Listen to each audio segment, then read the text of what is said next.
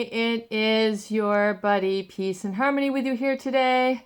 Much love going out to all the beautiful empowered harmonizers, and just want to give a huge shout out for all of the viewers who have hung with me during the past couple of months while I have endured the cervical collar. As you can see, we have got that bad boy off. We are doing the Vaseline, so if you see something shiny or gunky around my neck for the next several weeks, it's part of the healing process to really help the skin. But I've been released so far, so we are going at it slowly but surely. So thank you so much for your wishes of a speedy recovery and sharing with me your stories and your experience. For those of you viewers who have had a similar procedure in the cervical spine, so thank you so much for your patience and enduring this leg of the journey together.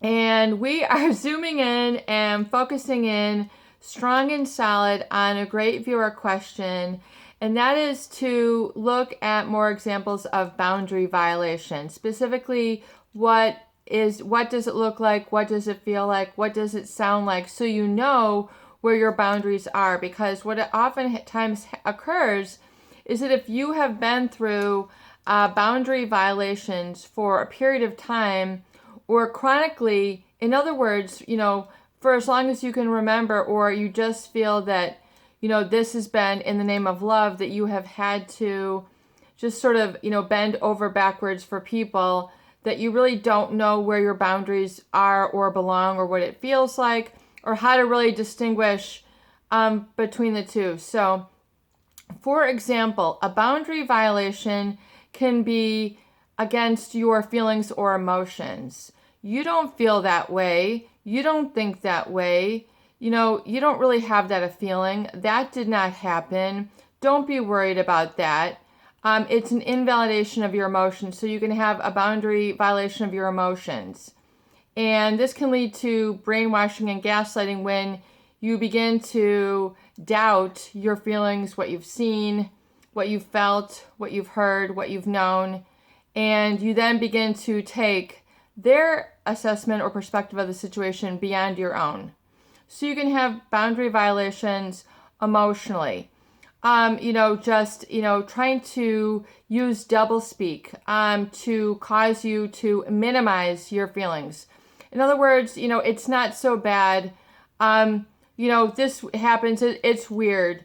In other words, they might just sort of slough off either physical abuse or emotional abuse or neglect. In other words, the very fact that you've had your rights violated, your emotions violated, or you haven't gotten what you've needed. And this can happen at the workplace. This can happen in,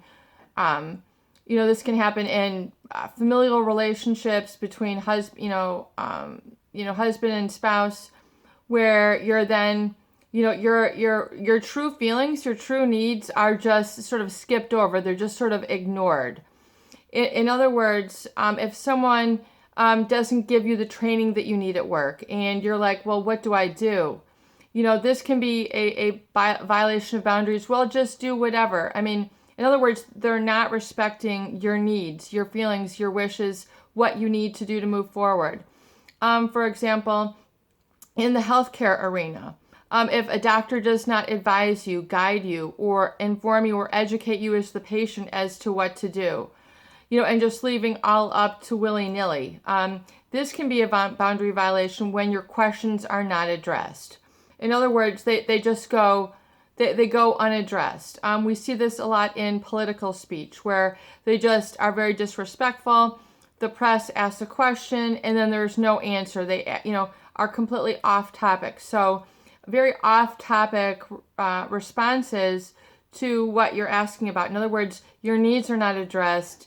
It's negated, it's doubted, it's minimized, it's made to feel like it doesn't exist. And so you begin to then very quickly, in a split second, just sort of doubt yourself and then let it go.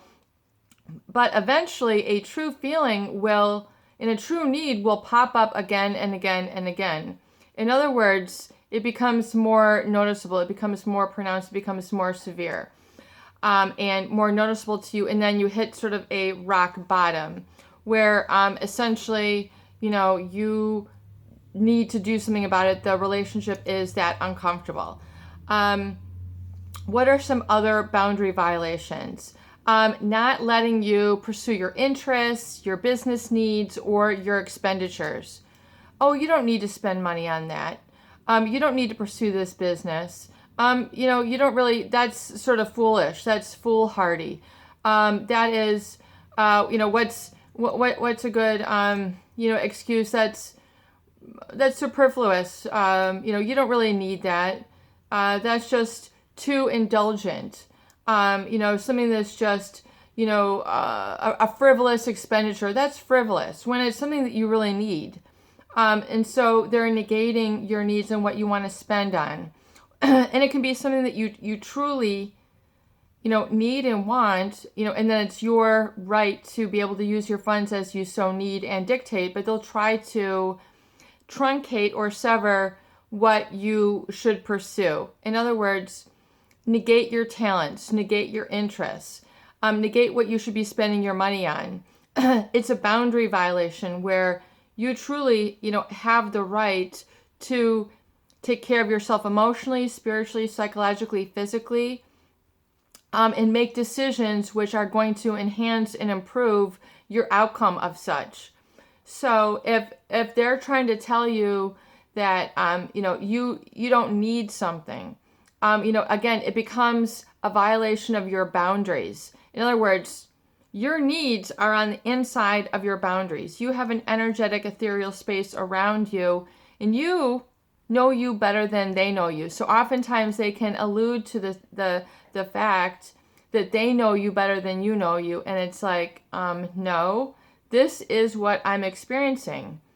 And, and it can be as much as like when you're going out to a dinner or you're going out on a weekend, and, they'll kind of, give the tit for tat and, try to have a tug of war.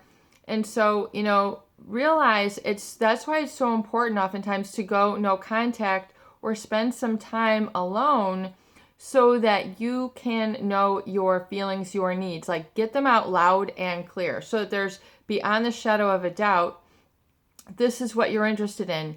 Vitamins help me. It's not frivolous to get vitamins. Don't tell me not to spend my money. You don't want to discuss this, but you need to think clearly and think, these vitamins are important to me. This is actually what I want to do for my condition. This is actually what I need. This is my suit and stilettos. This is what I wear. This is not frivolous. For a man, this is my tools. This is what I need for my woodshed. This is not, frivolous. Following up on a business. That is important to you. And then you've got, your purse strings, you got two hands in the checking account and, the other is tightening up the purse strings on certain things that you would like to do to move forward in your life. Further your education, further your independence, further your autonomy, further your skill set, your business interests, your creative interests. And then they tell you no. And so it can be, basically, where your boundaries are, then your boundaries begin to shrink, where you have very, very small, limited boundaries when you want to expand your boundaries and like defining of you and then your standards. So, this can, be a very difficult thing to then, move your boundaries out and say, here's where I need to be. It's a difference between a need and a want, and your needs have to be identified and articulated. But when you're oftentimes in the fog or emotionally manipulated, you're not aware of these on a day-to-day basis. You're not in touch with them. You're not, quote unquote, in touch with yourself in this way. So that's why I definitely recommend early in the morning, even if you have to get up a half an hour early, doing your recovery pages, getting a notebook. We're talking about a spiral, notebook that you have that you can write in, and you do 3 pages, of long-handed, free consciousness, free stream, just brain drain writing. In other words, it doesn't have to be flowery, pretty, ready to show somebody else. This is for you, and really just as a writing exercise to get it all out, to spill it all out. And even if it's negative, I'm so angry about this, I feel bad about this, I want to do this, you'll begin to hear your inner voice when you do this in the beginning. You will begin to then connect with yourself and attach with yourself, and then become more of your own best friend when you always have the notebook to go to. In other words, your notebook is there for you, just like a good friend. And you can become more aware of your subconscious mind, which we're not always aware of in our day-to-day basis. We're driving to work, we're at the grocery store, we're doing our job, we're cleaning our house, we're at the different, brainwave level where we're not really in touch with the deeper aspects of ourselves. So if you give yourself a half an hour, 45 minutes in the beginning of the day to get a little bit in touch with yourself, and you'll say, wow, I really do, your recovery pages will begin to speak to you. And it's like putting out a beacon that you then begin to see brighter and brighter. It's like saying, I do really need time to do this. I really do need time to refresh. I really do need time to chill out. I really do need to take a day off. I really do need to take that class. I really do need to go hang out here. I really do need to connect with myself and give myself time and skill and training in these areas. So you begin to see the path which becomes more clearly. So definitely recommend doing that, and then you'll see where your boundaries are, and then you'll see it written down what your needs are. So it'll become very clear and apparent and strong and solid versus emotional sea legs where you're kind of wavering back and forth. It'll help you from, it'll get you out of the floundering. It'll give you a sense of peace, and be able to give you a more relaxed body to live in within the day when you do this. And so, make a point of doing it. And what I always recommend is that sometimes on the days that you feel, I don't need to do it, I already know what I'm doing today, those are the most important and then the best days to do it, because then you're actually able to take some of the messages to the next level. In other words, you get a new little thing that you've written out and you go, man, I didn't know I was interested in that. I didn't know I needed that.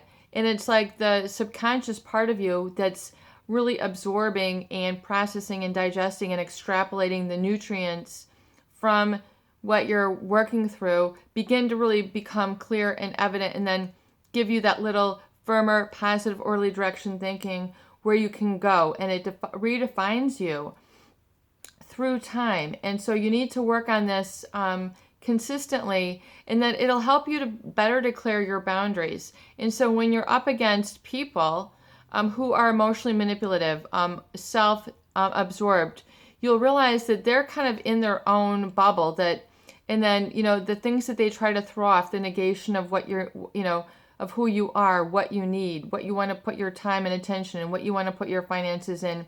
You realize, what I do, these are my rights, these are my boundaries, these are my standards, and this is, you don't define me, I define me.